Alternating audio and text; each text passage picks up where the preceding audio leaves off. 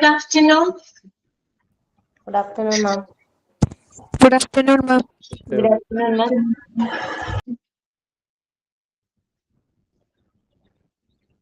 Okay, നമുക്ക് തുടങ്ങിയാലോ? എല്ലാവരും ഓക്കെ ആണോ? റെഡി ആണോ?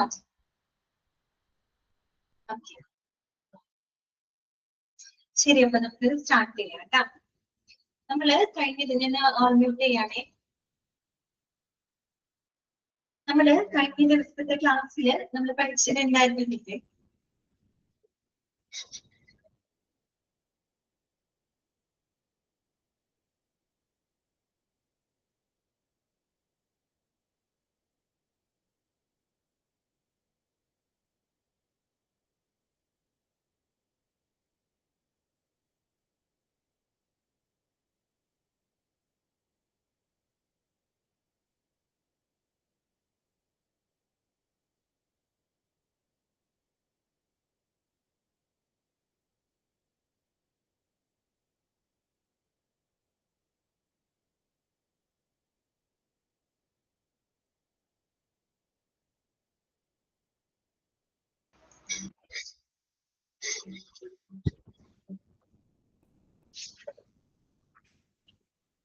നമ്മള് കഴിഞ്ഞ ദിവസം പഠിച്ചത് കോൾ ലെറ്ററിനെ പറ്റിയിട്ടാണ് അല്ലെ. നമ്മൾ ആദ്യം ഇന്റർവ്യൂ എങ്ങനെ കണ്ടക്ട് ചെയ്യണം, ഇന്റർവ്യൂ കണ്ടക്ട് ചെയ്തതിന് ശേഷം നമ്മൾ എന്ത് ചെയ്യുന്നത്, കാൻഡിഡേറ്റ്സിനെ ഷോർട്ട് ലിസ്റ്റ് ചെയ്യും അല്ലെ. അപ്പൊ ഈ ഇന്റർവ്യൂ സമയത്ത് നമ്മൾ ഒരു കാൻഡിഡേറ്റിനെ അസസ് ചെയ്യാനായിട്ട് നമ്മൾ ഉപയോഗിക്കുന്ന പാരാമീറ്റേഴ്സുകൾ എന്തൊക്കെയാണ്, അതുവരെയാണ് നമ്മൾ പറഞ്ഞു തന്നത് അല്ലെ. എന്തൊക്കെ പാരാമീറ്റേഴ്സുകൾ ഉപയോഗിക്കുമെന്നാണ് നമ്മൾ പറഞ്ഞത്. അവിടെ വരെ വായിച്ചോ നിങ്ങള്? ക്ലിയർ ആണോ? അത്രയും ഭാഗങ്ങള് ഓക്കെ ആണോ?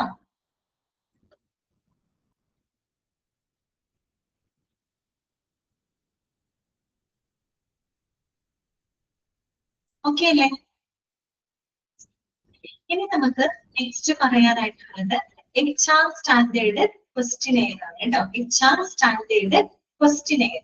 എന്താണ് ക്വസ്റ്റിനെയർ? HR സ്റ്റാൻഡേർഡ് ക്വസ്റ്റിനെയർ എന്ന് പറഞ്ഞാൽ എന്താണ്? ജസ്റ്റ് വായിക്കാം, അണ്ടർലൈൻ ചെയ്ത് വെക്കാം കേട്ടോ. ഒരു ഡെഫിനിഷൻ ഉണ്ട്. HR standard questionnaire is a specimen of questions intended to be prepared for evaluating an aspirant during an interview. അതായത് ഒരു ഇന്റർവ്യൂ സമയത്ത് നമ്മൾ കാൻഡിഡേറ്റിനെ വിലയിരുത്തുന്നതിനായിട്ട് നമ്മൾ ഉപയോഗിക്കുന്ന ചോദ്യങ്ങളുടെ ഒരു മാതൃക അല്ലെ, അതിനെയാണ് നമ്മൾ എന്ത് പറയുന്നത്, സ്റ്റാൻഡേർഡ് ക്വസ്റ്റിനെയർ എന്ന് പറയുന്നത്. ക്ലിയർ ആയോ? അതായത് ഇന്റർവ്യൂ സമയത്ത് കാൻഡിഡേറ്റ്സിനെ വിലയിരുത്താനായിട്ട് നമ്മൾ ഉപയോഗിക്കുന്ന ചോദ്യങ്ങളുടെ ഒരു മോഡൽ അല്ലെ, മോഡൽ ഓഫ് ക്വസ്റ്റ്യൻസ് അല്ലെ, ചോദ്യങ്ങളുടെ മാതൃക, അതിനെയാണ് നമ്മുടെ സ്റ്റാൻഡേർഡ് ക്വസ്റ്റിനെയർ എന്നതുകൊണ്ട് ഉദ്ദേശിക്കുന്നത് കേട്ടോ. അതൊരു ഡയറക്റ്റ് ക്വസ്റ്റ്യൻ ആണ്, അപ്പൊ നിങ്ങളത് അണ്ടർലൈൻ ചെയ്ത് വെക്കണം കേട്ടോ. HR standard questionnaire is a specimen of questions intended to be prepared for evaluating an aspirant during an interview. Okay. HR manager and the administrator may be experienced person and spontaneous questions based on the line of discussion. So, നമ്മൾ ഒരു interview conduct ചെയ്യുന്ന സമയത്ത് നമുക്കറിയാം എല്ലാത്തിന്റെയും interview ബോർഡില് HR manager ഒരു common factor ആണ്. HR manager എല്ലാ interview പാനലിൽ ഉണ്ടായിരിക്കുന്നത് മനസ്സിലായി. ഈ പറയുന്ന HR മാനേജറും അഡ്മിനിസ്ട്രേറ്റേഴ്സ് എന്നൊക്കെ പറഞ്ഞാൽ വളരെ എക്സ്പീരിയൻസ്ഡ് ആയിട്ടുള്ള ആളുകളാണ്. അപ്പൊ അവരെന്ന് പറയുന്ന എക്സ്പീരിയൻസ്ഡ് ആയതുകൊണ്ട് തന്നെ അവര് ആ ഒരു ഡിസ്കഷനെ ബേസ് ചെയ്തുകൊണ്ട് സ്പോണ്ടേനിയസ് ആയിട്ടായിരിക്കും അവർ ക്വസ്റ്റ്യൻസും ചോദിക്കുന്നത്. നമ്മളൊരു ഇന്റർവ്യൂവിന് പോകുന്ന സമയത്ത് നമ്മളോട് അവരെന്തെങ്കിലും ചോദിക്കുന്നു, നമ്മൾ അതിനൊരു റിപ്ലൈ കൊടുക്കും അല്ലെ. നമ്മുടെ കൂടെ തന്നെ റിപ്ലൈ പിടിച്ചിട്ടായിരിക്കും അടുത്ത ക്വസ്റ്റ്യൻസ് അവർ നമ്മളോട് ചോദിക്കുന്നത്. അത് സ്പോണ്ടേനിയസ് ആയിട്ട് അവർ ചോദിക്കുന്നതാണ്. അതിലൂടെ നമ്മുടെ ആറ്റിറ്റ്യൂഡും പേഴ്സണാലിറ്റിയും ഒക്കെ അവര് മെഷർ ചെയ്യും. അപ്പോ ഒരു ഇന്റർവ്യൂ ബോർഡിൽ ഉണ്ടാകുന്ന HR മാനേജർ അല്ലെങ്കിൽ അഡ്മിനിസ്ട്രേറ്റർമാർ എന്നൊക്കെ പറഞ്ഞാൽ ഹൈലി എക്സ്പീരിയൻസ്ഡ് ആയിട്ടുള്ള ആളുകളായതുകൊണ്ട് തന്നെ അവരെന്ത് ചെയ്യും, വളരെ സ്പോണ്ടേനിയസ് ആയിട്ടുള്ള ക്വസ്റ്റ്യൻസ് അവർക്ക് ചോദിക്കാൻ പറ്റും. അതിലൂടെ അവർക്ക് എന്ത് ചെയ്യാം, കാൻഡിഡേറ്റിനെ വിലയിരുത്താനായിട്ട് സാധിക്കും. പക്ഷേ വേറൊരു കാര്യം എന്താണ്, the management panel in the interview board may not be fully aware of the type of evaluation since they come from different backgrounds, maybe technical, business or any other irrelevant field. അതേസമയം നമ്മൾ ആ ഒരു interview ബോർഡിലെ management panel അംഗങ്ങള് അവരൊരു പക്ഷെ എന്തായിരിക്കണമെന്നില്ല, പല പല ഫീൽഡുകളിൽ നിന്ന് വരുന്ന ആൾക്കാരായിരിക്കാം. ചിലപ്പോൾ ടെക്നിക്കൽ ഫീൽഡിൽ നിന്നുള്ള ആൾക്കാരുണ്ടായിരിക്കാം, ബിസിനസ് ഫീൽഡിൽ നിന്നുള്ള ആളുകളായിരിക്കാം. അതായത് അതുമായിട്ട് ബന്ധമില്ലാത്ത മറ്റേതെങ്കിലും ഫീൽഡിലുള്ള ആളുകൾ ഒരു പക്ഷേ ആ മാനേജ്മെന്റിന്റെ പാനലിൽ ഉണ്ടായിരിക്കും. അപ്പൊ അവരെ സംബന്ധിച്ച് അവർക്ക് എങ്ങനെ ആ കാൻഡിഡേറ്റിനെ ഇവാലുവേറ്റ് ചെയ്യണമെന്ന് അവർക്കൊരു ചിലപ്പോൾ വ്യക്തമായിട്ടുള്ള ധാരണ അവർക്ക് ഉണ്ടാവണമെന്നില്ല. അങ്ങനെയുള്ള ആളുകൾക്ക് വേണ്ടിയിട്ടാണ് നമ്മൾ എന്ത് ഉപയോഗിക്കുന്നത്, നമ്മൾ ഈ പറഞ്ഞ സ്റ്റാൻഡേർഡ് ക്വസ്റ്റിനെയർ ഉപയോഗപ്പെടുത്തുന്നത്. കാര്യം അവരെ സംബന്ധിച്ചിട്ടാണ് അവർക്ക് ആ റിലവന്റ് ഫീൽഡുമായിട്ട് അറിയില്ല, കാര്യങ്ങൾ അറിയില്ല അല്ലെ. അതായത് എങ്ങനെ കാൻഡിഡേറ്റ് ഇവാലുവേറ്റ് ചെയ്യണം, ഏത് ടൈപ്പ് ഓഫ് ക്വസ്റ്റ്യൻസ് അവരോട് ചോദിക്കണം എന്നതിനെപ്പറ്റി അവർക്ക് ധാരണ ഉണ്ടാവുന്നില്ല. അപ്പൊ അങ്ങനെയുള്ളവർക്ക് വേണ്ടിയിട്ടാണ് നമ്മൾ ഈ പറയുന്ന സ്റ്റാൻഡേർഡ് ക്വസ്റ്റിനെയർ ക്രിയേറ്റ് ചെയ്തിരിക്കുന്നത് കേട്ടോ. Okay, in this context the ready-made questionnaire will suffice the purpose of the management representative to show his active presence in the interview assessment by asking relevant and professional questions. And this will also safeguard the professionalism of the management. അപ്പോ അങ്ങനെയുള്ളവർക്ക് നമ്മൾ ഒരു standard questionnaire കൊടുത്തു കഴിഞ്ഞാൽ അവർക്ക് ആ ക്വസ്റ്റിനെയറിന് അനുസരിച്ചിട്ടുള്ള ചോദ്യങ്ങൾ അവർക്ക് കാൻഡിഡേറ്റിനോട് ചോദിക്കാം. അപ്പൊ എന്താണ് അങ്ങനെ വരുമ്പോൾ അവർക്ക് ആ ഒരു ഇന്റർവ്യൂ പ്രോസസ്സിൽ അവരുടെ ഒരു പങ്കാളിത്തം അവർക്ക് ഉറപ്പുവരുത്താനായിട്ട് പറ്റും അല്ലെ. പങ്കാളിത്തം ഉറപ്പുവരുത്താന്ന് മാത്രമല്ല, അവർക്ക് റിലവന്റ് ആയിട്ടുള്ള പ്രൊഫഷണൽ ആയിട്ടുള്ള ക്വസ്റ്റ്യൻസ് കാൻഡിഡേറ്റിനോട് ചോദിക്കാം. അത് മാത്രമല്ല, മാനേജ്മെന്റിന്റെ ഒരു പ്രൊഫഷണലിസം നമുക്ക് അവിടെ ആ ഒരു ഇന്റർവ്യൂ പ്രോസസ്സിൽ നമുക്ക് സേഫ് ആക്കാനായിട്ട് പറ്റുകയും ചെയ്യും അല്ലെ. അതായത് ആ ഒരു ഫീൽഡിലുള്ള ആളുകളാണെന്ന് കാൻഡിഡേറ്റിന് തോന്നിക്കും. ആ രീതിയിൽ എന്താണ് ഈ സ്റ്റാൻഡേർഡ് ക്വസ്റ്റിനെയർ ഉപയോഗിച്ചിട്ട് ഈ പറയുന്ന പാനൽ മെമ്പേഴ്സിന് അവർക്ക് പ്രൊഫഷണൽ ക്വസ്റ്റ്യൻസ് ചോദിക്കാം. ആ ഒരു ഇന്റർവ്യൂ പ്രോസസ്സിൽ അവരുടെ ഒരു പങ്കാളിത്തം നമുക്ക് കുറച്ചുകൂടെ സജീവമാക്കി മാറ്റാനും അതുപോലെ മാനേജ്മെന്റിന്റെ പ്രൊഫഷണലിസം അവിടെ സേഫ് ആക്കാനും അതിലൂടെ സാധിക്കും. അത്രയേ ഉള്ളൂ കാര്യം കേട്ടോ. അപ്പൊ സ്റ്റാൻഡേർഡ് ക്വസ്റ്റിനെയർ എന്ന് പറഞ്ഞാൽ എന്താണ്, നമ്മളൊരു ഇന്റർവ്യൂ പ്രോസസ്സ് സമയത്ത് കാൻഡിഡേറ്റ്സിനെ ഇവാലുവേറ്റ് ചെയ്യാനായിട്ട് ഉപയോഗിക്കുന്ന ചോദ്യങ്ങളുടെ മാതൃകയാണ് നമ്മൾ HR സ്റ്റാൻഡേർഡ് ക്വസ്റ്റിനെയർ എന്ന് പറയുന്നത്. ഇനി HR മാനേജേഴ്സും അഡ്മിനിസ്ട്രേറ്റേഴ്സ് എക്സ്പീരിയൻസ്ഡ് ആയതുകൊണ്ട് തന്നെ അവർക്ക് സ്പോണ്ടേനിയസ് ആയിട്ടുള്ള ക്വസ്റ്റ്യൻസ് ചോദിക്കാം. അതിനനുസരിച്ച് അവർക്ക് കാൻഡിഡേറ്റിനെ വിലയിരുത്താം. പക്ഷെ ഈ ഒരു ക്വസ്റ്റിനെയറിന്റെ ഇമ്പോർട്ടൻസ് എപ്പോഴാണ് വരുന്നത്, ഈ മാനേജ്മെന്റ് പാനലിൽ അംഗങ്ങൾക്ക് ഒരു പക്ഷേ ഒരു ടെക്നിക്കൽ ഫീൽഡിലോ ബിസിനസ് ഫീൽഡിൽ നിന്നുള്ള ആളുകളായതുകൊണ്ട് അവർക്ക് ഒരു പക്ഷേ ആ ടൈപ്പ് ഓഫ് ഇവാലുവേഷനെ പറ്റിയിട്ട് അറിവുണ്ടാകുന്നത്. അങ്ങനെയുള്ളവർക്ക് വേണ്ടിയിട്ടാണ് നമ്മൾ സ്റ്റാൻഡേർഡ് ക്വസ്റ്റിനെയർ കൊടുക്കുന്നത്. ഈ സ്റ്റാൻഡേർഡ് ക്വസ്റ്റിനെയർ കൊടുക്കുന്നതിലൂടെ അവർക്ക് എന്ത് ചെയ്യാൻ പറ്റും, അവരുടെ ആ ഒരു പങ്കാളിത്തം അവർക്ക് ഉറപ്പുവരുത്താൻ പറ്റും. കുറെ കൂടെ പ്രൊഫഷണൽ ക്വസ്റ്റ്യൻസ് അവർക്ക് ചോദിക്കാൻ പറ്റും. അതുപോലെ മാനേജ്മെന്റിന്റെ പ്രൊഫഷണലിസം അവിടെ സേഫ് ആക്കി മാറ്റാനും സാധിക്കും. ക്ലിയർ ആയോ പറഞ്ഞത്? ഓക്കെ ആണോ? HR സ്റ്റാൻഡേർഡ് ക്വസ്റ്റിനെയർ എന്താന്നുള്ളത്. ഇനി നമുക്ക് അതിന്റെ ഒരു സ്പെസിമെൻ നോക്കാം. എങ്ങനെയാണ് HR സ്റ്റാൻഡേർഡ് ക്വസ്റ്റിനെയർ എങ്ങനെയായിരിക്കും, അതിന്റെ ഒരു മോഡൽ നമുക്ക് നോക്കാം കേട്ടോ. Specimen of HR standard questionnaire. കുറെ ക്വസ്റ്റ്യൻസ് അവിടെ കൊടുത്തിട്ടുണ്ട്. സ്വാഭാവികമായിട്ടും ഇന്റർവ്യൂവിനൊക്കെ പോകുമ്പോൾ നമ്മളോടൊക്കെ ചോദിക്കാൻ സാധ്യതയുള്ള ക്വസ്റ്റ്യൻസുകളാണ്. ആദ്യം പറയുന്നത് കൈൻഡ്ലി ഡിസ്ക്രൈബ് യുവർ സെൽഫ്. പൊതുവെ ഇന്റർവ്യൂവിന് പോകുമ്പോൾ അവർ സെൽഫ് ഇൻട്രൊഡ്യൂസ് ചെയ്യാൻ പറയാറുണ്ട് അല്ലെ, ജസ്റ്റ് ഇൻട്രൊഡ്യൂസ് യുവർ സെൽഫ് എന്ന് പറയാറുണ്ട്. അത് തന്നെ കൈൻഡ്ലി ഡിസ്ക്രൈബ് യുവർ സെൽഫ്. അതുപോലെ what is the total experience you are having, experience ഒക്കെ അല്ലെ. അതുപോലെ why are you planning to leave the present company and reasons. എന്തുകൊണ്ടാണ് നിങ്ങളുടെ കമ്പനി അതിന്റെ കാരണം അല്ലെ. അതുപോലെ why should the company hire you. എന്തുകൊണ്ടായിരിക്കും കമ്പനി നിങ്ങൾ ഹയർ ചെയ്യുന്നത്, കമ്പനി നിങ്ങളെ റിക്രൂട്ട് ചെയ്യുന്നത് അല്ലെ. Are you confident in undertaking the sole responsibility. പൂർണ്ണ ഉത്തരവാദിത്തം ഏറ്റെടുക്കാൻ നിങ്ങൾ കോൺഫിഡന്റ് ആണോ അല്ലെ, നിങ്ങൾക്ക് കോൺഫിഡൻസ് ഉണ്ടോ. How long will you stay in our company. ഞങ്ങളുടെ കമ്പനിയിൽ നിങ്ങൾ എത്ര കാലം നിങ്ങൾ വർക്ക് ചെയ്യും, എത്ര നാളുണ്ടാവും. അതുപോലെ what is your present salary. നിങ്ങളുടെ നിലവിലെ സാലറി. വേറെ എവിടെയെങ്കിലും ജോലി ചെയ്യുന്ന ആളുകളാണ്, കുറച്ചും കൂടെ നല്ല കരിയറിന് വേണ്ടിയിട്ട് ഇന്റർവ്യൂ അറ്റൻഡ് ചെയ്യുന്ന ആളുകളാണെങ്കിൽ അവരോട് ചോദിക്കാം what is your present salary and what is the expected salary. നിങ്ങൾ എക്സ്പെക്ട് ചെയ്യുന്ന സാലറി എത്രയാണ് അല്ലെ. അതുപോലെ what is your family background. Family background അവരോട് ചോദിക്കാം. Are you ready to serve anywhere in India. ഇന്ത്യയിൽ എവിടെയും വർക്ക് ചെയ്യാൻ നിങ്ങൾ തയ്യാറാണോ അല്ലെ. അതുപോലെ at a short notice will you be able to move one place to another place. ചുരുങ്ങിയ സമയം കൊണ്ട് നിങ്ങൾക്ക് ഒരു സ്ഥലത്ത് നിന്ന് മറ്റൊരു സ്ഥലത്തേക്ക് നിങ്ങൾക്ക് മൂവ് ചെയ്യാൻ പറ്റുമോ? ട്രാൻസ്ഫർ ഒക്കെ വരുന്ന ചോദ്യങ്ങളൊക്കെ ആണെങ്കിൽ അങ്ങനെയുള്ള പോസ്റ്റിലേക്കൊക്കെയാണ് ആളുകൾ എടുക്കുന്നതെങ്കിൽ ഈ ഒരു ചോദ്യം വളരെ പ്രസക്തമാണ് അല്ലെ. Short notice will you be able to move from one place to another. അതുപോലെ ആർ യു ഷോർട്ട് ടെമ്പേർഡ്, നിങ്ങൾ പെട്ടെന്ന് ദേഷ്യം വരുന്ന ആളാണ്. അവരുടെ പേഴ്സണാലിറ്റി അളക്കാൻ വേണ്ടിയിട്ടാണ് അങ്ങനെയുള്ള ക്വസ്റ്റ്യൻസ് ഒക്കെ ചോദിക്കുന്നത് കേട്ടോ. R you a team player, നിങ്ങളൊരു ഗ്രൂപ്പ് അതായത് ഒരു ടീമായിട്ട് വർക്ക് ചെയ്യാനൊക്കെ എബിലിറ്റി ഉണ്ടോ എന്നൊക്കെ അറിയാൻ വേണ്ടിയിട്ടാണ് അങ്ങനെയുള്ള ചോദ്യങ്ങൾ ചോദിക്കുന്നത് അല്ലെ. Are you a team player. അതുപോലെ what are your positive things you find in yourself, what are the negative things you find in yourself. അത് പൊതുവെ ചോദിക്കാറുണ്ട് അല്ലെ. നിങ്ങളുടെ സ്ട്രെങ്ത്തും വീക്ക്നെസ്സും ഒക്കെ എന്തൊക്കെയാണെന്ന് ചോദിക്കാറുണ്ട്. അതുപോലെ യുവർ ഹോബീസ് എന്തൊക്കെയാണ്. Do you stress during your work സമയത്ത് നിങ്ങൾക്ക് സ്ട്രെസ് അനുഭവപ്പെടാറുണ്ടോ? Do you have any weak points, നിങ്ങൾക്ക് എന്തെങ്കിലും വീക്ക് പോയിന്റ്സ് ഉണ്ടോ? What is your letter drafting capacity, letter draft ചെയ്യാനുള്ള കപ്പാസിറ്റി നിങ്ങൾക്ക് എത്രത്തോളം ഉണ്ട്.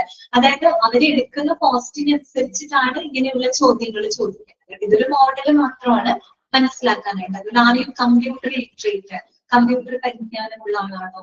അതുപോലെ any special incidents that you cannot forget in your life, any special incidents that you cannot forget in your career, അല്ലെ നിങ്ങളുടെ കരിയറിൽ മറക്കാനാവാത്ത എന്തെങ്കിലും സംഭവങ്ങൾ ഉണ്ടായിട്ടുണ്ടോ? അതുപോലെ any special incidents that made you feel hurt, ഹൃദയസ്പർശിയായിട്ട് തോന്നിയിട്ടുള്ള എന്തെങ്കിലും സംഭവങ്ങൾ ഉണ്ടായിട്ടുണ്ടോ?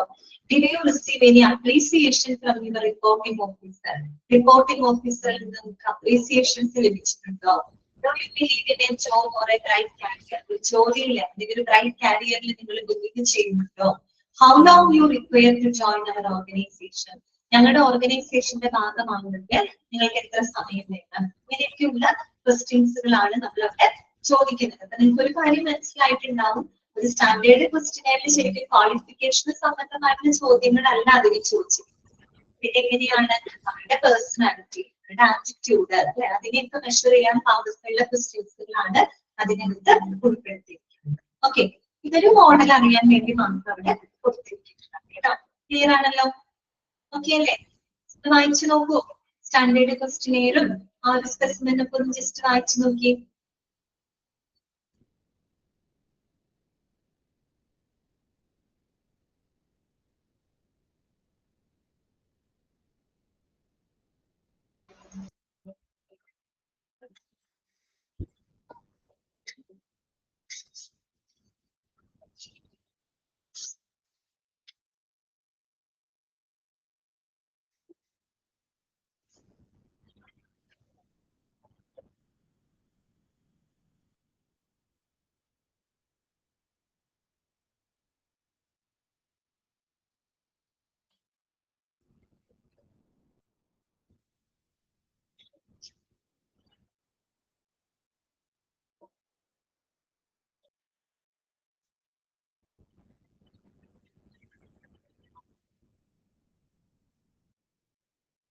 ഓക്കെ, ക്ലിയർ ആണല്ലോ?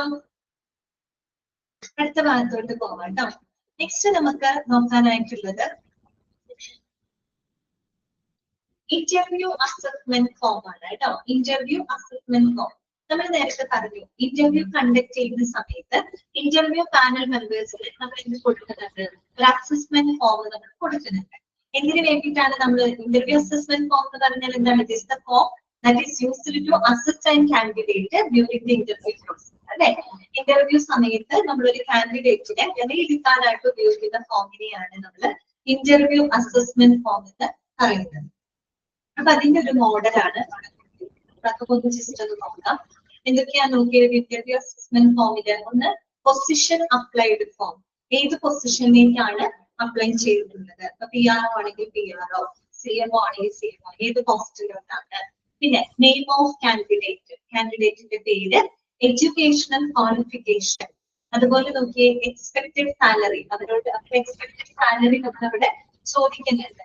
പിന്നെ നോക്കിയേ കറന്റ് ജോബ്, നിലവിൽ ജോലി ചെയ്തുകൊണ്ടിരിക്കുന്ന ആളുകളാണെങ്കിൽ അവരോട് ചോദിക്കാം കറന്റ് ജോബ്, കറന്റ് ഡെസിഗ്നേഷൻ, നിലവിലുള്ള അവരുടെ ജോബ് ടൈറ്റിൽ എന്താണ്, current salary, total experience, personality. കണ്ടോ, അവര് അസസ് ചെയ്യുമ്പോൾ എന്തൊക്കെ കാര്യങ്ങൾ ആ കോളത്തിൽ വന്നിട്ടുണ്ട്? Personality, language proficiency, response to question, confidence level, കണ്ടോ, അതുപോലെ technical knowledge, computer knowledge, approach or attitude. നമ്മൾ ഓരോ ക്വസ്റ്റ്യൻസ് ചോദിക്കുമ്പോഴും അവരുടെ എക്സ്പ്രഷനിൽ നിന്ന്, അവർ പറയുന്നതിൽ നിന്ന് അവരുടെ അപ്രോച്ച്, അവരുടെ ആറ്റിറ്റ്യൂഡ് നമ്മൾ എന്ത് ചെയ്യുന്നുണ്ട്, അവിടെ മെഷർ ചെയ്യുന്നുണ്ട് അല്ലെ.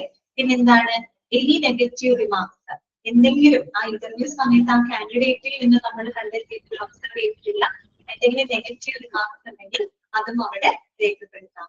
ഇതാണ് എന്ത്, ഒരു അസസ്മെന്റ് ഫോം ആണ് കേട്ടോ. ഇന്റർവ്യൂ അസസ്മെന്റ് ഫോമിന്റെ ഒരു മോഡലാണ് ഇവിടെ തന്നിരിക്കുന്നത്. ഏകദേശം മനസ്സിലായല്ലോ ഏത് രീതിയിലായിരിക്കും എന്നുള്ളത്. ഇതേ രീതിയിലായിരിക്കും നമ്മൾ ഇന്റർവ്യൂവിനൊക്കെ അറ്റൻഡ് ചെയ്യാൻ പോകുമ്പോൾ ഈ രീതിയിലായിരിക്കും അവർ അസസ് ചെയ്യുന്നത് കേട്ടോ. ഓക്കെ, ക്ലിയർ ആണല്ലോ. നെക്സ്റ്റ് വരുന്നതാണ് ഓഫർ ഓഫ് അപ്പോയിന്റ്മെന്റ്. അപ്പൊ നമ്മൾ ഇന്റർവ്യൂ കഴിഞ്ഞു, ആൾക്കാരെ നമ്മൾ ഷോർട്ട് ലിസ്റ്റ് ചെയ്തു. ഇനി നമുക്ക് എന്ത് ചെയ്യാം, ഷോർട്ട് ലിസ്റ്റ് ചെയ്തിട്ടുള്ള ആൾക്ക് അപ്പോയിന്റ്മെന്റ് ഓഫർ നമുക്ക് കൊടുക്കാം അല്ലേ. ഇതിന്റെ അടുത്ത സ്റ്റെപ്പ് ഓഫർ ഓഫ് അപ്പോയിന്റ്മെന്റ്. നോക്കാം. The shortlisted aspirants who were called for the interview were highly interviewed by the panel of experts on the interview board. അറിയാലോ, ഇന്റർവ്യൂ ബോർഡിലെ എക്സ്പേർട്സ് എന്ത് ചെയ്ത് അവർ ഇന്റർവ്യൂ ചെയ്തു. ഇന്റർവ്യൂ ചെയ്തതിനെ ബേസ് ചെയ്ത് അവർ എന്ത് ചെയ്യും, ഷോർട്ട് ലിസ്റ്റ് ചെയ്യും അല്ലെ. ഷോർട്ട് ലിസ്റ്റ് ചെയ്യും. Based on the interview assessment, the aspirants are categorized into rejected, on hold and selected. അപ്പൊ ഈ ഒരു അസസ്മെന്റിനെ ബേസ് ചെയ്തിട്ട് നമ്മൾ എന്ത് ചെയ്യും, ഈ പറയുന്ന കാറ്റഗറിന്റെ ആസ്പിരൻസിനെ നമ്മൾ 3 കാറ്റഗറി ആയിട്ടാണ് ഇവിടെ നമ്മൾ തിരിക്കുന്നത്. ഇതൊക്കെയാണ് ആ 3 കാറ്റഗറി. ഒന്ന് റിജക്റ്റഡ്, 2 ഓൺ ഹോൾഡ്, 3 എന്താണ് സെലക്ടഡ് ഗ്രൂപ്പ്. റിജക്റ്റഡ് എന്ന് പറഞ്ഞു കഴിഞ്ഞാൽ എന്താണ്, not selected for the position. ആ പൊസിഷനിലേക്ക് അവർ നമ്മൾ സെലക്ട് ചെയ്തിട്ടില്ല അല്ലെ, അതാണ് റിജക്റ്റഡ് എന്ന് പറയുന്ന കാറ്റഗറി. ഓൺ ഹോൾഡ് എന്ന് പറയുന്നത് എന്താണ് ഉദ്ദേശിക്കുന്നത്, മേ ബി കൺസിഡേർഡ് ലേറ്റർ, പിന്നീട് വരെ കൺസിഡർ ചെയ്യാം. നിലവിൽ കൺസിഡർ ചെയ്യില്ല, പക്ഷെ പിന്നീട് വേണമെങ്കിൽ അവരെ പരിഗണിക്കാം. അങ്ങനെയുള്ള ഒരു വിഭാഗത്തിനെയാണ് നമ്മൾ ഓൺ ഹോൾഡിൽ പെടുത്തുന്നത് കേട്ടോ. സെലക്ടഡ് ഗ്രൂപ്പ് എന്ന് പറയുന്നത് അറിയാലോ, സെലക്ടഡ് ഫോർ ദാറ്റ് പൊസിഷൻ. ആ ഒരു പൊസിഷന് വേണ്ടിയിട്ട് നമ്മൾ സെലക്ട് ചെയ്തിട്ടുള്ള ആൾക്കാരാണ് അല്ലെ. അപ്പൊ ആ സെലക്ടഡ് ഗ്രൂപ്പിലുള്ള ആളുകൾക്കാണ് നമ്മൾ എന്തായിരിക്കുന്നുണ്ടാവുക, അപ്പോയിന്റ്മെന്റ് ഓഫർ നമ്മൾ അയക്കുന്നത് ആണല്ലോ. ഓക്കെ, അപ്പൊ നോക്കാം. The selected aspirants are graded according to their rank. അപ്പൊ നമ്മള് സെലക്ടഡ് ആസ്പിരൻസിനെ, സെലക്ടഡ് ആയിട്ടുള്ള എന്താണ് കാൻഡിഡേറ്റ്സിനെ അവരുടെ റാങ്കിങ്ങിനനുസരിച്ചിട്ട് നമ്മൾ ഗ്രേഡ് കൊടുക്കുകയാണ്. അല്ലെങ്കിൽ ഏറ്റവും ടോപ്പ് പെർഫോംഡ് ആയിട്ടുള്ള ആൾക്കാർക്ക് ടോപ്പ് റാങ്ക് കൊടുക്കും. അങ്ങനെ ആ രീതിയിൽ റാങ്കിങ്ങിനെ ബേസ് ചെയ്തിട്ട് നമ്മൾ അവർക്ക് ഗ്രേഡ് കൊടുക്കുകയാണ്, ഗ്രേഡ് ചെയ്യുകയാണ് അല്ലെ. The rank holders on priority will be issued the offer of appointment for their aspirants. അപ്പൊ ഏറ്റവും പ്രയോറിറ്റിയിലുള്ള, ഏറ്റവും ടോപ്പ് റാങ്കിലുള്ള ആളുകൾക്ക് നമ്മൾ എന്തായിരിക്കും അപ്പോയിന്റ്മെന്റ് ഓഫർ അവർക്ക് ഇഷ്യൂ ചെയ്യാൻ. എന്താണ് കൊടുക്കുന്നത്, അപ്പോയിന്റ്മെന്റ് ഓഫർ കൊടുക്കുന്നുണ്ട്. ഓഫർ ആണ് കൊടുക്കുന്നത് കേട്ടോ. ഓക്കെ, ഇനി നോക്കാം. Appointment order is issued only after the acceptance of the offer and after joining the organization, after completing all the joining formalities. അവിടെ 2 കാര്യങ്ങൾ നിങ്ങൾ ശ്രദ്ധിക്കണം. അപ്പോയിന്റ്മെന്റ് ഓഫറും അപ്പോയിന്റ്മെന്റ് ഓർഡറും രണ്ടാണ് കേട്ടോ. 2 ഒന്നല്ല, 2 അപ്പോയിന്റ്മെന്റ് ഓഫർ കൊടുക്കുന്നു. ഓഫർ നമ്മൾ എന്താണ് കൊടുക്കുന്നത്, ആക്സെപ്റ്റൻസിന് വേണ്ടിയിട്ടാണ് കൊടുക്കുന്നത്. ഒരു കാര്യം മനസ്സിലാക്കാം, അപ്പോയിന്റ്മെന്റ് ഓർഡർ, അതായത് acceptance of the appointment order that is necessary before issuing an appointment order. ഒരു അപ്പോയിന്റ്മെന്റ് ഓർഡർ ഇഷ്യൂ ചെയ്തതിന് മുൻപായിട്ട് അവർ എന്ത് ചെയ്തിരിക്കണം, നമ്മൾ കൊടുത്ത അപ്പോയിന്റ്മെന്റ് ഓഫർ അവർ ആക്സെപ്റ്റ് ചെയ്യണം. എന്നിട്ട് മാത്രമാണ് അവർക്ക് നമ്മൾ എന്തായിരിക്കുന്നത് അപ്പോയിന്റ്മെന്റ് ഓർഡർ കൊടുക്കുന്നത്. അപ്പൊ അപ്പോയിന്റ്മെന്റ് ഓഫർ നമ്മൾ കൊടുക്കുന്നത് ജസ്റ്റ് ഓഫർ ആണ് കൊടുക്കുന്നത്. അത് വേണമെങ്കിൽ അവർക്ക് റിജക്ട് ചെയ്യാം, അല്ലെങ്കിൽ അവർക്ക് അത് ആക്സെപ്റ്റ് ചെയ്യാം. അവർ എപ്പോഴാണോ അത് ആക്സെപ്റ്റ് ചെയ്യുന്നത്, അത് ആക്സെപ്റ്റ് ചെയ്യുമ്പോൾ മാത്രമാണ് നമ്മൾ അവർക്ക് എന്ത് കൊടുക്കുന്നത്, അപ്പോയിന്റ്മെന്റ് ഓർഡർ കൊടുക്കുന്നത്. ഓക്കെ, അപ്പൊ അതെപ്പോഴും നിങ്ങൾ ഓർത്ത് വെക്കാം. Acceptance of the appointment offer is എന്താണ് necessary before issuing an appointment order. ഒരു അപ്പോയിന്റ്മെന്റ് ഓർഡർ ഇഷ്യൂ ചെയ്യുന്നതിന് മുൻപായിട്ട് അപ്പോയിന്റ്മെന്റ് ഓഫർ എന്ത് ചെയ്തിരിക്കണം, സ്വീകരിച്ചിരിക്കണം. എങ്കിൽ മാത്രമാണ് അവർക്ക് ഒരു അപ്പോയിന്റ്മെന്റ് ഓർഡർ നമ്മൾ കൊടുക്കുന്നത്. അതുപോലെ തന്നെ എന്താണ് പറയുന്നത്, joining the organisation after completing all the joining formalities കേട്ടോ. Joining formalities must be completed before starting H.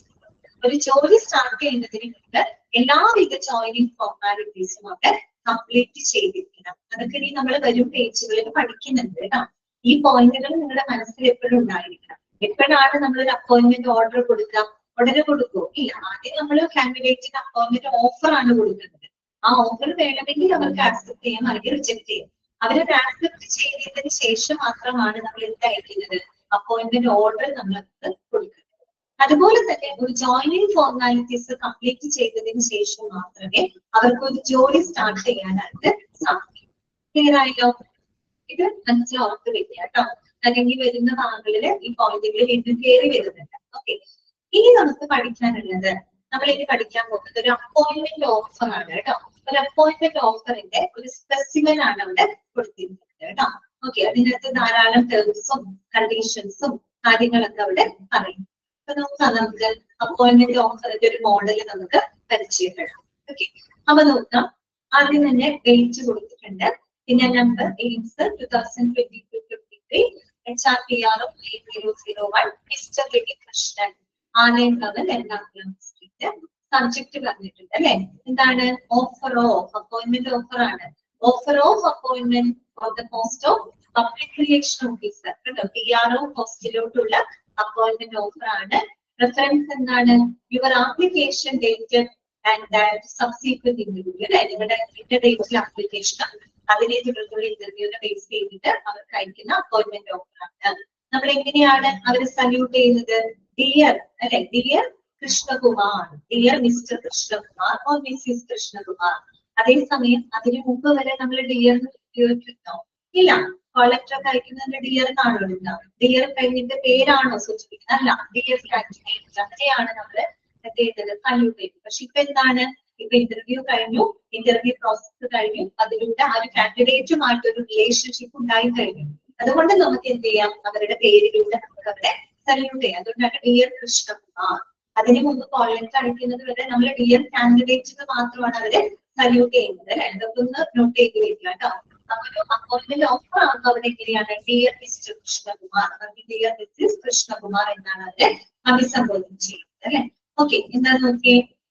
This is with reference to your application for employment in AIMS എന്നാണ്, AIMS Institute of Medical Sciences. Subsequent to the interview, we have the pleasure to offer employment on the following terms and conditions. We wholeheartedly welcome you to be a part of the AIMS family. കേട്ടോ, അവരോട് പറയാണ് AIMS ഇൻസ്റ്റിറ്റ്യൂട്ടിലെ നിങ്ങളുടെ application base ചെയ്തിട്ട് അതിന് തുടർന്ന് നടന്ന ഇന്റർവ്യൂവില് നിങ്ങൾക്ക് ഇവിടെ ഈ പറയുന്ന ടേംസ് ആൻഡ് കണ്ടീഷൻസിന്റെ ആ ഒരു വ്യവസ്ഥയില് പാലിച്ചുകൊണ്ട് നിങ്ങളെ ഒരു ജോലിക്ക് വേണ്ടിയിട്ട് നിങ്ങളെ ഓഫർ തരികയാണ് എന്നുള്ള രീതിയിൽ. We wholeheartedly welcome you to be a part of the AIMS family. അപ്പൊ ഒരു കാര്യം കൂടെ ശ്രദ്ധിക്കാം, നമ്മളൊരു അപ്പോയിന്റ്മെന്റ് ഓഫർ അയക്കുമ്പോൾ അതിനകത്ത് ആ ഒരു കമ്പനി സംബന്ധമായിട്ടുള്ള ടേംസ് ആൻഡ് കണ്ടീഷൻസ് നിങ്ങളുടെ സ്പെസിഫൈ ചെയ്തിട്ട് അത് ഓരോ കമ്പനിക്കും വ്യത്യാസം ഉണ്ടായിരിക്കും. നമുക്കിപ്പോ ഇവിടെ ഒരു മോഡൽ തന്നിട്ട് നമുക്ക് ആ ഒരു ക്ലോസസ് എന്തൊക്കെയാണെന്ന് ജസ്റ്റ് ഒന്ന് നോക്കാം. അതായത് ആ ടേംസ് ആൻഡ് കണ്ടീഷൻസ് എന്തൊക്കെയാണ്. ഇതിപ്പോ എല്ലാവരും ഒരുപോലെ ആയിരിക്കില്ല, അത് ഓരോ ഓർഗനൈസേഷന്റെ ടേംസ് ആൻഡ് കണ്ടീഷൻസ് വ്യത്യാസം ഉണ്ടായിരിക്കും. ഇനി നമുക്ക് പറയാനുള്ളത് ടേംസ് ആൻഡ് കണ്ടീഷൻസ് ആണ്. ഒരു 18ഓളം ടേംസ് ആൻഡ് കണ്ടീഷൻസ്, അതിനല്ല 19ഓളം ടേംസ് ആൻഡ് കണ്ടീഷൻസ് അവിടെ പറഞ്ഞു പോകുന്നുണ്ട്. ജസ്റ്റ് നമുക്ക് അതൊന്ന് വായിക്കാം കേട്ടോ, എന്തൊക്കെയാണെന്ന് നോക്കാം. ഫസ്റ്റ് വൺ ഇതാണ്. The appointment will be effective from the date of joining our organization. അതായത് ഞങ്ങളുടെ ഓർഗനൈസേഷനിൽ നിങ്ങൾ ജോയിൻ ചെയ്യുന്ന ഡേറ്റ് തൊട്ടാണ് നിങ്ങളുടെ അപ്പോയിന്റ്മെന്റ് അവിടെ സ്റ്റാർട്ട് ചെയ്യുന്നത്. അതാണ് അത് ഉദ്ദേശിക്കുന്നത് കേട്ടോ. ജോയിനിങ് ഡേറ്റിൽ, അതായത് ഓർഗനൈസേഷനിൽ എന്നാണോ നിങ്ങൾ ജോയിൻ ചെയ്യുന്നത് ആ ജോയിനിങ് ഡേറ്റിലാണ് നിങ്ങളുടെ അപ്പോയിന്റ്മെന്റ് എന്ത് ചെയ്യുന്നത്, സ്റ്റാർട്ട് ചെയ്യുന്നത് എന്നാണ് പറഞ്ഞിരിക്കുന്നത് കേട്ടോ. Appointment will be effective from the date of joining our organization. രണ്ടാമത്തെ എന്താണ്, you will have to submit a joining order accepting the terms and conditions of employment on the date of joining.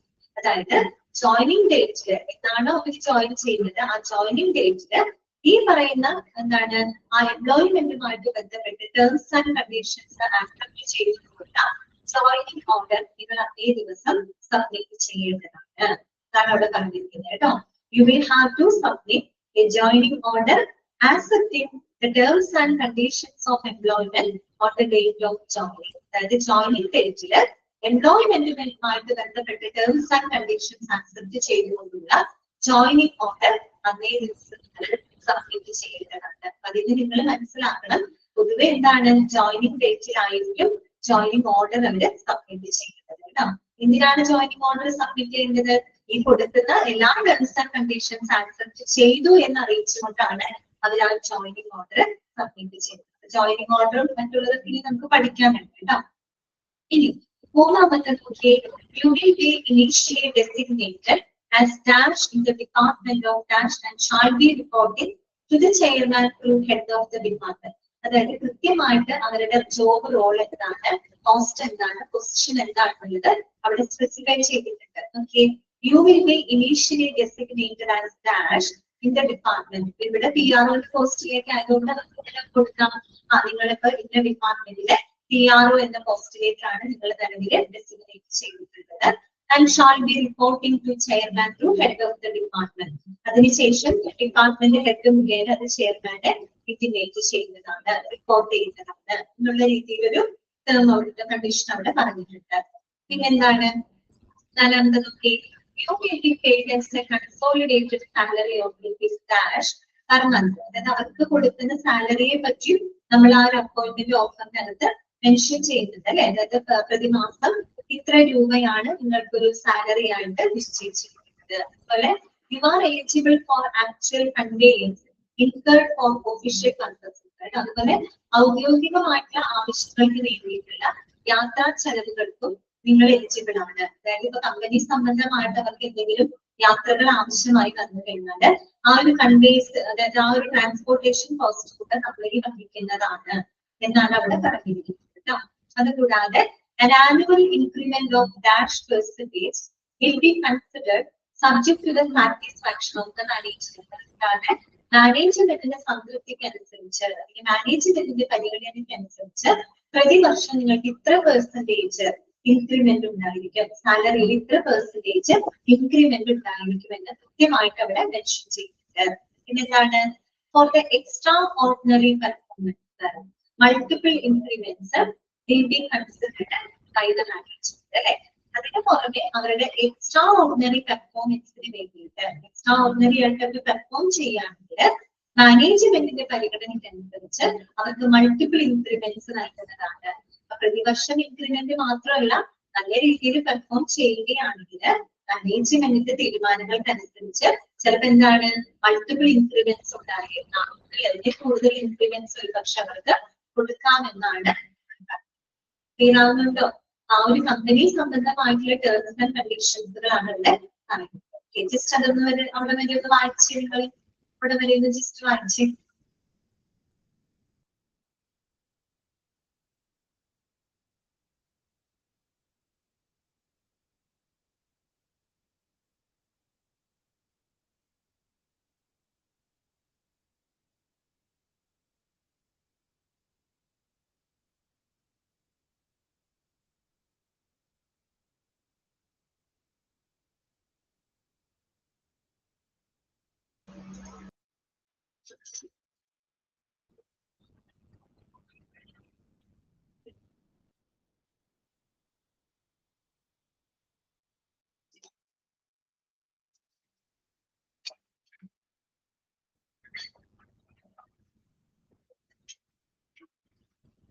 Next കേട്ടോ, അടുത്തത് നോക്കി പറയുന്നത്, you will be on probation for A period of 6 months from the date of joining. On completion of 6 months, your performance will be evaluated as per HR policy and your services will be confirmed as per prescription of the management. അതായത് നിങ്ങളിപ്പോ join ചെയ്യുന്ന date തൊട്ട് 6 മാസത്തേക്ക് നിങ്ങൾ probationary പീരീഡിലായിരിക്കും. ചില ജോലികളിൽ കയറി കഴിഞ്ഞാൽ മിക്ക ജോലികളിൽ എന്താണ് ആദ്യം തന്നെ പ്രൊബേഷണറി പീരീഡ് ആയിരിക്കും, ഒരു ട്രെയിനിങ് പീരീഡ് ഉണ്ടായിരിക്കും അല്ലെ. അതാണ് അവിടെ പറയുന്നത്, ജോയിനിങ് ഡേറ്റ് തൊട്ട് 6 മാസ കാലയളവിലേക്ക് നിങ്ങൾ പ്രൊബേഷണറി പീരീഡിലായിരിക്കും അല്ലെ. On completion of 6 months, your performance will be evaluated as per the HR policy. അങ്ങനെ 6 മാസത്തെ പ്രൊബേഷണറി പീരീഡ് കംപ്ലീറ്റ് ചെയ്തതിനു ശേഷം HR പോളിസി അനുസരിച്ച് നിങ്ങളുടെ പെർഫോമൻസ് ഇവാലുവേറ്റ് ചെയ്യുന്നതാണ്, വിലയിരുത്തപ്പെടുന്നതാണ്. And your services will be confirmed as per the description of the management. അതിനുശേഷം മാനേജ്മെന്റിന്റെ തീരുമാനങ്ങൾക്കനുസരിച്ച് നിങ്ങളുടെ സർവീസിൽ കൺഫേം ചെയ്യുന്നതാണ്. അതായത് അവിടെ ഇത്രയേ ഉള്ളൂ, ജോയിനിങ് ഡേറ്റ് തൊട്ട് 6 മാസ കാലയളവിൽ നിങ്ങൾക്ക് പ്രൊബേഷണറി പീരീഡ് ആയിരിക്കും.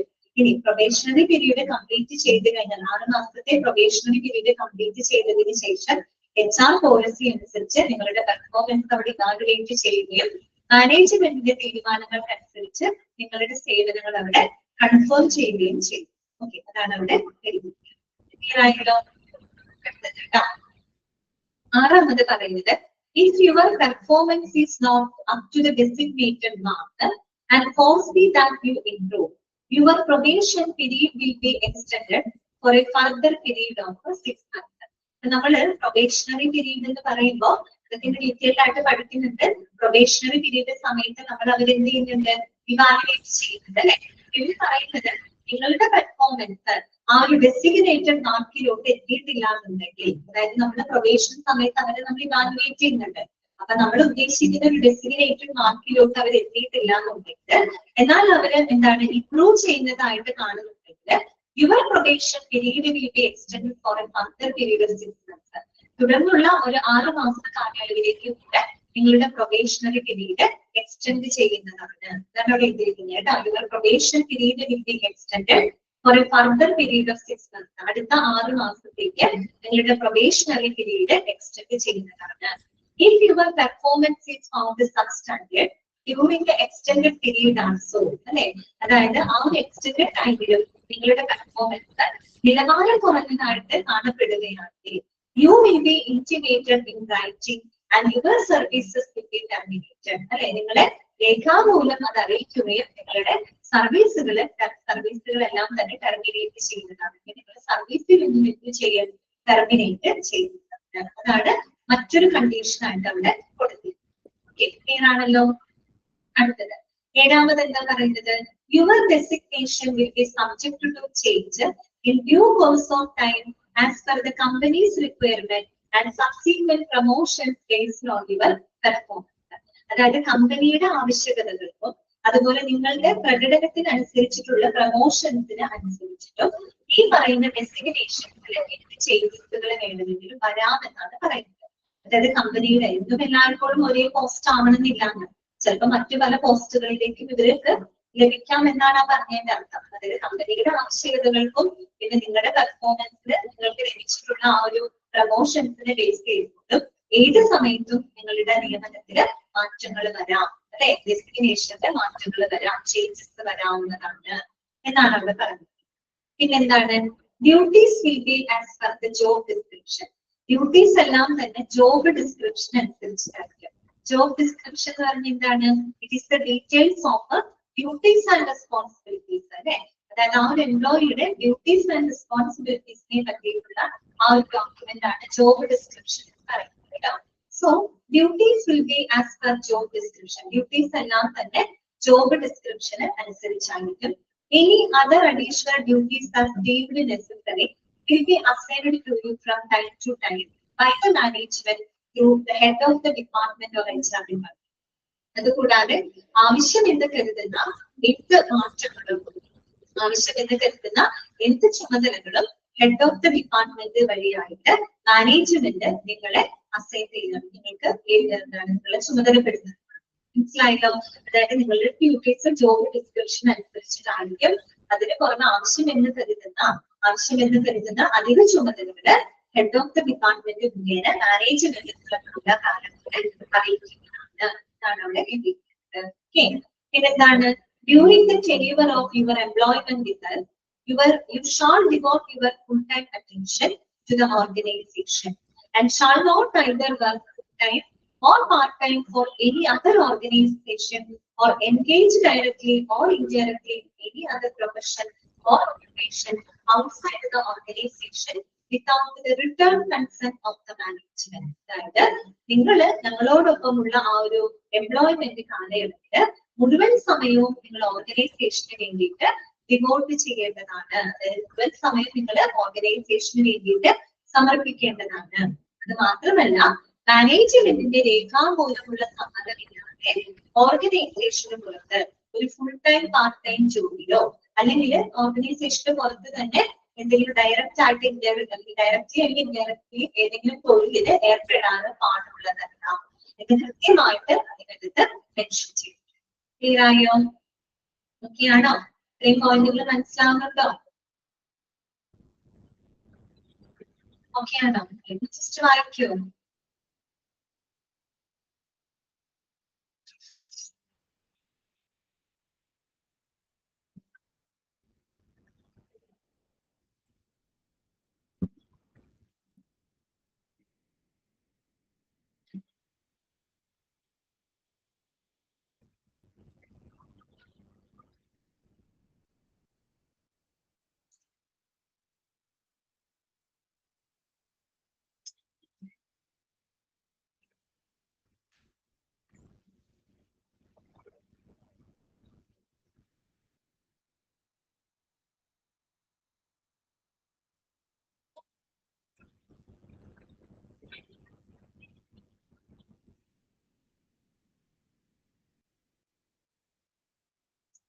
ഓക്കെ, നെക്സ്റ്റ് വരുന്നത് അടുത്ത നോക്കാം കേട്ടോ.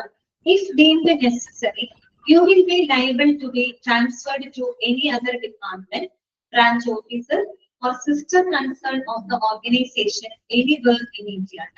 അതുപോലെ ആവശ്യം എന്ന് തോന്നിക്കഴിഞ്ഞാൽ ഒന്നുകിൽ ആ ഓർഗനൈസേഷന്റെ മറ്റേതെങ്കിലും ബ്രാഞ്ച് ഓഫീസിലേക്കോ സഹോദര സ്ഥാപനങ്ങളിലേക്കോ മറ്റേതെങ്കിലും എന്താണ് ഡിപ്പാർട്ട്മെന്റിലേക്കോ, അത് ഇന്ത്യയിൽ എവിടെയോ ഇന്ത്യയിൽ എവിടെയും ആ ഒരു ഓർഗനൈസേഷന്റെ ബ്രാഞ്ച് ഓഫീസിലേക്കാണോ അല്ലെങ്കിൽ മറ്റേതെങ്കിലും ഡിപ്പാർട്ട്മെന്റിലേക്കോ സ്ഥലം മാറ്റാനായിട്ട് സാധ്യതയുണ്ട് എന്നുകൂടെ അതിൽ പ്രത്യേകം പറഞ്ഞിട്ടുണ്ട് കേട്ടോ.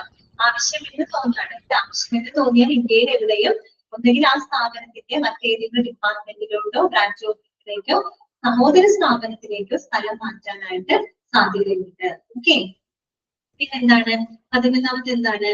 You will have to abide by the existing rules and regulations of the organization and future amendments. അതുപോലെ നമ്മൾ നിലവിൽ ഓർഗനൈസേഷനിൽ നിലവിലുള്ള റൂൾസ് ആൻഡ് റെഗുലേഷൻസും അതുപോലെ ഭാവിയിൽ ഉണ്ടാകുന്ന അമെന്റ്മെന്റ്സുകളെല്ലാം തന്നെ നിങ്ങൾ കൃത്യമായിട്ട് പാലിക്കേണ്ടതാണ്. അതാണ് അവിടെ പറയുന്നത്. You will have to abide by the existing rules and regulations of the organization and future amendments. അതായത് നിലവിലുള്ള ഓർഗനൈസേഷനിൽ നിലവിലുള്ള നിയമങ്ങളും ചട്ടങ്ങളും അതുപോലെ ഭാവിയിലുള്ള ഭേദഗതികളും നിങ്ങൾ പാലിക്കേണ്ടതാണ്. പിന്നെ 12ാമത്തെ പോയിന്റ് എന്താണ് പറയുന്നത്? If you wish to leave the service you will have to submit a letter of resignation with a notice period of 1 month.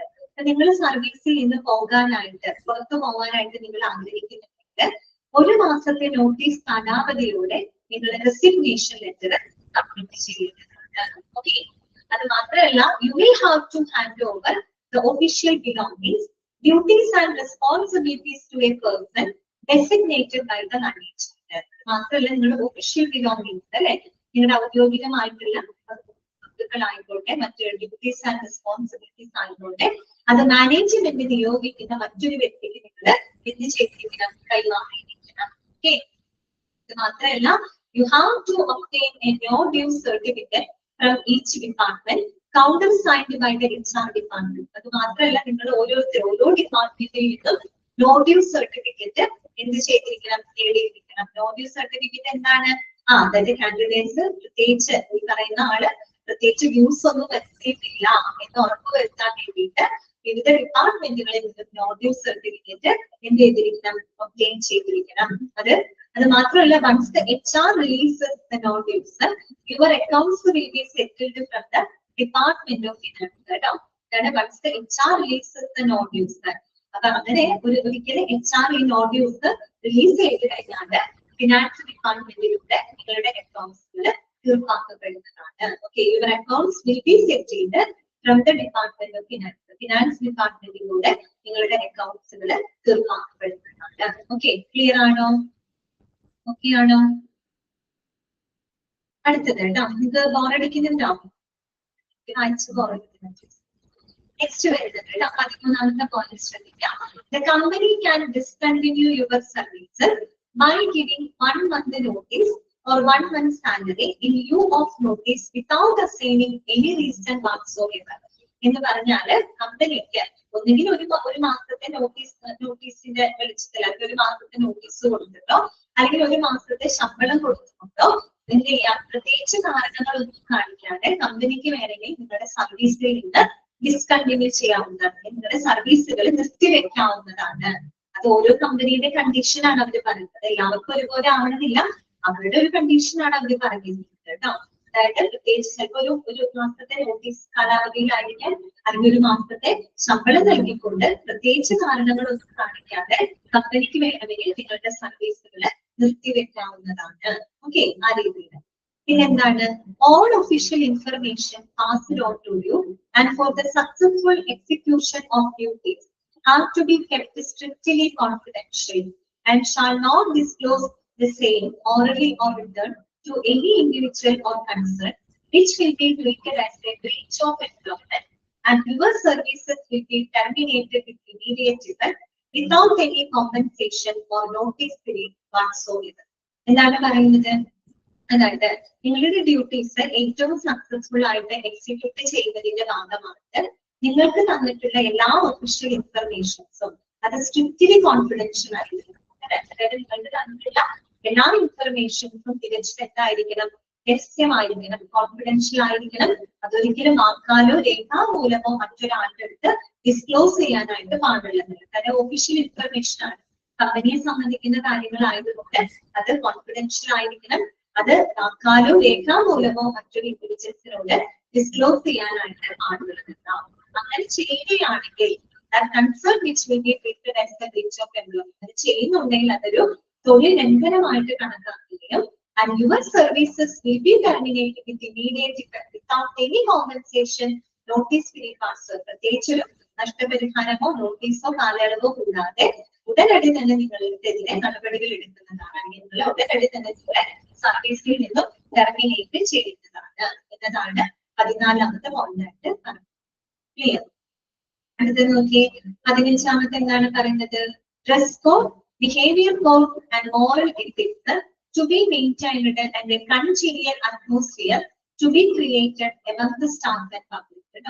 അതായത് ആ ഒരു സ്ഥാപനത്തിന് കൃത്യമായിട്ടുള്ള ഡ്രസ് കോഡ്, ബിഹേവിയർ കോഡ്, അതുപോലെ മോറൽ എത്തിക്സുകൾ എല്ലാം തന്നെ കൃത്യമായിട്ട് മെയിൻറ്റെയിൻ ചെയ്യണം, നിലനിർത്തണം. അതോടൊപ്പം a congenial atmosphere to be created among the staff and public. സ്റ്റാഫിനും പബ്ലിക്കിനും ഇടയിൽ ഒരു സൗഹാർദ്ദപരമായിട്ടുള്ള അന്തരീക്ഷം ക്രിയേറ്റ് ചെയ്യണം. The employee should not demand or accept any kind of gifts in cash or kind of any kind of customer, which will be treated seriously and immediate termination and other proceedings will follow. അതായത് ഒരു കാരണവശാലും employee ക്ലയൻസിൽ നിന്ന്, കസ്റ്റമേഴ്സിൽ നിന്ന് ഈ പറയുന്ന ഗിഫ്റ്റുകൾ ആവശ്യപ്പെടുകയോ സ്വീകരിക്കാനോ പാടുള്ളതല്ല. അങ്ങനെ ചെയ്തു കഴിഞ്ഞാൽ അതൊരു സീരിയസ് ആയിട്ട് ഗുരുതര പ്രശ്നമായിട്ട് കണക്കാക്കുകയും എന്താണ് ഇതിനെതിരെ ഇമീഡിയറ്റ് ആയിട്ടുള്ള ഒരു ടെർമിനേഷൻ, ഉടനടി തന്നെ നിങ്ങൾ സർവീസിൽ നിന്ന് ടെർമിനേറ്റ് ചെയ്യുകയും തുടർ നടപടികൾ നിങ്ങൾക്കെതിരെ എടുക്കുകയും ചെയ്യുന്നതാണ് കേട്ടോ. അങ്ങനെയാണ് എഴുതിയിരിക്കുന്നത്. 16ാമത്തെ പോയിന്റ് ഇതാണ്. Insubordination with the superiors or reporting authority and ranking of new entrants will not be allowed under any circumstances and shall be treated as per the regulations. അതായത് ഒരു സാഹചര്യത്തിലും ഈ പറയുന്ന സുപ്പീരിയേഴ്സ് മറ്റുള്ള റിപ്പോർട്ടിംഗ് അതോറിറ്റിയുടെയോ റാങ്കിങ്ങോ കാര്യങ്ങളോ ഒന്നും തന്നെ ഒരു സാഹചര്യത്തിലും അവിടെ അനുവദിക്കുന്നതല്ല. അത് കൃത്യമായിട്ട് എന്താണ് റൂൾസ് ആൻഡ് റെഗുലേഷൻസിന് വിധേയമാക്കി. അവർക്ക് ഒരു സേഫ്റ്റിയെ പറ്റിയിട്ടാണ് അവിടെ പറയുന്നത്. യാതൊരു തരത്തിലുള്ള എന്തുണ്ടാവില്ല, റാങ്കിങ്ങോ കാര്യങ്ങളോ ഒന്നും ഉണ്ടായിരിക്കില്ല. റിപ്പോർട്ടിംഗ് അതോറിറ്റിയുടെ ഭാഗത്തുള്ള പ്രത്യേകിച്ചൊരു എന്താ പറയാ റാങ്കിങ്ങോ കാര്യങ്ങളോ ഒന്നും ഉണ്ടായിരിക്കില്ല. അതെല്ലാം തന്നെ കൃത്യമായിട്ടുള്ള നിയമങ്ങൾക്കും ചട്ടങ്ങൾക്കും വിധേയമായിരിക്കും. അതാണ് പറയുന്നത്. പിന്നെന്താണ് disemployment benefits, job security for talented and committed employees. എന്താണ് disemployment benefits, job security for talented and committed employees. അതായത് ഈ ഒരു ജോലി എന്ന് പറഞ്ഞാല് കഴിവുള്ള കമ്മിറ്റഡ് ആയിട്ടുള്ള എംപ്ലോയീസിന് വളരെ ഒരു സുരക്ഷിതത്വം ഉറപ്പുവരുത്തുന്നുണ്ട് എന്നാണ് അവിടെ പറയുന്നത്. Disemployment benefits, job security for talented and committed employees. അതായത് ടാലന്റഡ് ആയിട്ടുള്ള കഴിവുള്ള കമ്മിറ്റഡ് ആയിട്ടുള്ള എംപ്ലോയീസിന് ഈ ഒരു എംപ്ലോയ്മെന്റ് വളരെയധികം ഒരു തൊഴിൽ സുരക്ഷ നൽകുന്നുണ്ട്. പിന്നെന്താണ് all dispute subject to Thiruvananthapuram jurisdiction. ആ ഒരു സ്ഥാപനം വർക്ക് ചെയ്യുന്നത് ഏത് ജൂറിസ്ഡിക്ഷന്റെ പരിധിയിലാണ്. അപ്പൊ ആ സ്ഥാപനവുമായിട്ട് ബന്ധപ്പെട്ട് എന്തെങ്കിലും ഡിസ്പ്യൂട്ടുകൾ മറ്റും വരുവാണെങ്കിൽ ആ ഒരു ജൂറിസ്ഡിക്ഷനിലായിരിക്കും അതിനെ കൈകാര്യം ചെയ്യുന്നത്. അപ്പൊ തിരുവനന്തപുരം ആണെങ്കിൽ തിരുവനന്തപുരം, മറ്റേതെങ്കിലും സ്ഥലമാണെങ്കിൽ അങ്ങനെ. ഇവിടെ കൊടുത്തിരിക്കുന്ന ട്രിവാൻഡ്രമാണ്. So all dispute subject to Trivandrum jurisdiction. എല്ലാ ഡിസ്പ്യൂട്ട്സുകളും ട്രിവാൻഡ്രം അധികാര പരിധിക്കുള്ളിലായിരിക്കും വരുന്നത്. കമ്പനി സംബന്ധമായിട്ട് എന്തെങ്കിലും ഇഷ്യൂസ് വന്നു കഴിഞ്ഞാൽ, ഡിസ്പ്യൂട്ട്സ് വന്നു കഴിഞ്ഞാൽ അത് തിരുവനന്തപുരം ജൂറിസ്ഡിക്ഷൻ പരിധിയിലായിരിക്കും കൈകാര്യം ചെയ്യുന്നത്. പിന്നെന്താണ്, A copy of this offer. ലാസ്റ്റത്തെ പോയിന്റ് ശ്രദ്ധിക്കാം. A copy of this offer may be signed and returned to us in token of your acceptance. കേട്ടോ, അത് എന്താണ്, ഒരു അപ്പോയിന്റഡ് ഓഫർ ആണ് കൊടുക്കുന്നത്. ജസ്റ്റ് ഓൺലി ഓഫർ ആണ് അല്ലെ. അതായത് നിങ്ങൾ എന്ത് ചെയ്യണം, ഇതൊരു ഓഫർ ലെറ്റർ ആണ്, ഈ ഒരു ഓഫറിന്റെ കോപ്പി നിങ്ങൾ സൈൻ ചെയ്ത് നിങ്ങൾ സ്വീകരിച്ചതിന്റെ അടയാളമായിട്ട് തിരിച്ചയക്കേണ്ടതാണ് എന്നാണ് അവിടെ പറഞ്ഞത്. Okay, for AIMS human resource manager terms accepted employees name and sequence. ഇതിപ്പോ നമ്മൾ ഒരു അപ്പോയിന്റ്മെന്റ് ഓഫറിന്റെ മോഡലാണ്. ഒരു അപ്പോയിന്റ്മെന്റ് ഓഫർ നമ്മൾ കൊടുക്കാണ്, എല്ലാ കണ്ടീഷൻസുകളും എല്ലാ ടേംസ് ആൻഡ് കണ്ടീഷൻസും പറഞ്ഞിട്ടാണ് നമ്മൾ അവർക്ക് അപ്പോയിന്റ്മെന്റ് ഓഫർ അയക്കുന്നത്. ഇനി ഈ അപ്പോയിന്റ്മെന്റ് ഓഫർ അവർ കൈപ്പറ്റി കഴിഞ്ഞാൽ ഈ പറയുന്ന ടേംസ് ആൻഡ് കണ്ടീഷൻസ് വ്യക്തമായിട്ട് വായിച്ച് വേണമെങ്കിൽ അവർക്ക് അത് ആക്സെപ്റ്റ് ചെയ്യാം, അല്ലെങ്കിൽ അവർക്ക് അത് റിജക്ട് ചെയ്യാം. അവർ ആക്സെപ്റ്റ് ചെയ്യുന്നതിന് വേണ്ടിയിട്ട് ആ ഓഫർ ആക്സെപ്റ്റ് ചെയ്തു എന്നുള്ള ഒരു ഗ്രൂപ്പിന് വേണ്ടിയിട്ടാണ് അത് സൈൻ ചെയ്ത് തിരിച്ചയക്കുന്നത്. കേട്ടോ, കിട്ടിയോ? നിങ്ങൾക്ക് ഒരു അപ്പോയിന്റ്മെന്റ് ഓഫറിന്റെ മോഡൽ മനസ്സിലായോ? ക്ലിയർ ആണോ?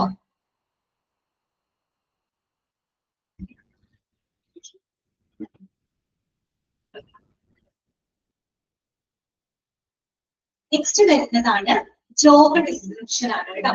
ജോബ് ഡിസ്ക്രിപ്ഷനെ പറ്റി നമ്മൾ നേരത്തെ പറഞ്ഞു. എന്തായിരുന്നു?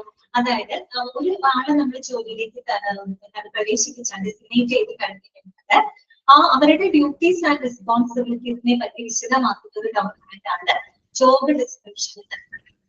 ജസ്റ്റ് അത് വായിക്കാം. JD അഥവാ ജോബ് ഡിസ്ക്രിപ്ഷൻ ബ്രാക്കറ്റിൽ കൊടുത്തിട്ടുണ്ട്. Duties and responsibilities is an attachment of the order of appointment. കേട്ടോ, അതൊന്നല്ല, it is an attachment of appointment or appointment order. കേട്ടോ, അതൊരു അപ്പോയിന്റ്മെന്റ് ഓർഡറിന്റെ അറ്റാച്ച്മെന്റ് ആയിട്ടാണ്, അറ്റാച്ച്മെന്റ് ആണ് ഇത് ജോബ് ഡിസ്ക്രിപ്ഷൻ എന്ന് പറയുന്നത്. കേട്ടോ, അതായത് നമ്മളൊരു അപ്പോയിന്റ്മെന്റ് ഓർഡർ കൊടുക്കും. അപ്പോയിന്റ്മെന്റ് ഓർഡർ കൊടുത്തിട്ട് അപ്പോയിന്റ്മെന്റ് ഓഫർ അവർ അക്സെപ്റ്റ് ചെയ്ത് കഴിഞ്ഞാൽ പിന്നെ നമ്മൾ അടുത്തത് എന്തായിരിക്കാം, അപ്പോയിന്റ്മെന്റ് ഓർഡർ അയക്കുന്നത്. ഈ അപ്പോയിന്റ്മെന്റ് ഓർഡറിന്റെ കൂടെ അറ്റാച്ച് ചെയ്തുകൊണ്ട് കൊടുക്കുന്ന ഡോക്യുമെന്റ് ആണ് ജോബ് ഡിസ്ക്രിപ്ഷൻ എന്ന് പറയുന്നത്. കേട്ടോ, അതിനകത്ത് ആ ഒരു വ്യക്തിയുടെ ഡ്യൂട്ടീസ് ആൻഡ് റെസ്പോൺസിബിലിറ്റീസ് എന്താണെന്ന് കൃത്യമായിട്ട് അതിനകത്ത് മെൻഷൻ ചെയ്തിട്ടുണ്ട്.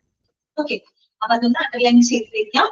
JD or job description is an attachment of the appointment order. It is revocable any time based on the review or revision as stated in it. ആവശ്യമെന്ന് തോന്നുന്ന സമയത്ത് കൃത്യമായിട്ടുള്ള റിവിഷൻ അല്ലെങ്കിൽ കൃത്യമായിട്ടുള്ള അവലോകനത്തിന് റിവിഷനെ ബേസ് ചെയ്തുകൊണ്ട് എപ്പോൾ വേണമെങ്കിലും അതിലെ മാറ്റങ്ങൾ വരാറുണ്ട്. മാറ്റങ്ങളെല്ലാം പിൻവലിക്കാവുന്നതാണ്. കേട്ടോ, എന്ന് പറഞ്ഞാൽ നമ്മൾ ഈ ജോബ് ഡിസ്ക്രിപ്ഷൻ കൊടുക്കുന്നത് സ്റ്റേബിൾ ആവണമെന്നില്ല.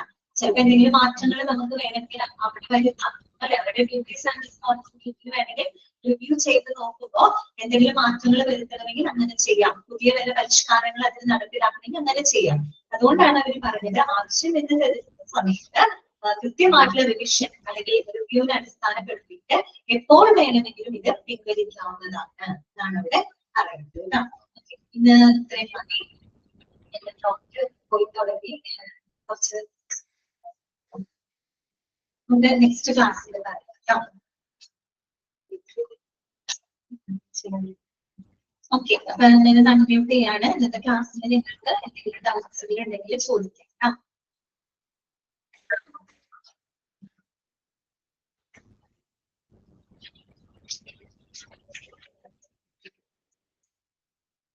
നമുക്ക് കുറച്ചും കൂടെ ഉള്ളൂ കേട്ടോ. ചാപ്റ്ററിൽ നമുക്ക് കുറച്ചും കൂടെ കാര്യങ്ങൾ മാത്രമാണ് പഠിക്കാനുള്ളൂ. ഇനി നമുക്ക് ജോയിനിങ് ഓർഡർ, അതുപോലെ തന്നെ ജോയിനിങ് ഓർഡറിന്റെ ഒരു മോഡൽ പഠിക്കാനുണ്ട്, ജോയിനിങ് ഫോർമാലിറ്റി പറ്റി പഠിക്കാനുണ്ട്, ദെൻ HR അഡ്വൈസ്. ഇത്രയും കൂടെ കഴിഞ്ഞ് കഴിഞ്ഞാൽ ആ ചാപ്റ്റർ നമ്മുടെ അവസാനിക്കും കേട്ടോ. ഇത്രയും ഭാഗങ്ങൾ നിങ്ങൾ നല്ലപോലെ വായിച്ച് മനസ്സിലാക്കി വെക്കാം. മോക്ക് ടെസ്റ്റുകൾ പ്രാക്ടീസ് ചെയ്യാം കേട്ടോ. ഓക്കെ അല്ലേ? അപ്പൊ നമുക്ക് നെക്സ്റ്റ് ക്ലാസ്സിൽ